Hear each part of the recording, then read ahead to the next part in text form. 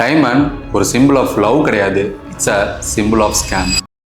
1900 வரைக்கும் டைமண்ட்னா என்னன்னு மக்கள் யாருக்குமே தெரியாது. அது எதுக்குமே பிரயோஜனமே இல்லாத சாதாரண ஒரு கல்லாக தான் இருந்தது. ஆனால் 1947ல் டிபிஎஸ்ன்ற ஒரு கம்பெனி அந்த கல்லை மக்கள் எல்லாருமே வாங்கணுன்றதுக்காக டைமண்ட் இஸ் ஃபார் எவர்ன்ற மார்க்கெட்டிங் கேம்பெயினை லான்ச் பண்ணி அப்போ இருந்த டாப் செலிபிரிட்டியை வச்சு டைமண்ட் ஒரு ரேரான ஜெம் ஸ்டோன் அண்ட் அதுதான் சிம்பிள் ஆஃப் லவ்னு ப்ரொஜெக்ட் பண்ணாங்க. மக்களும் அதை உண்மைன்னு நம்பி டைமண்டை கல்ச்சர் அண்ட் ட்ரெடிஷனாகவே மாற்றிட்டாங்க. அதனால தான் இன்னைக்கு வரைக்கும் என்கேஜ்மெண்ட்டுக்கு டைமண்ட் ரிங்கு போடுறாங்க. இதுல இருந்து நான் உங்களுக்கு சொல்லிக்க விரும்புறது என்னன்னா, டைமண்டை சிம்பிள் ஆஃப் லவ்னு கூட ஏற்றுக்கலான்னு வச்சுக்கோங்க.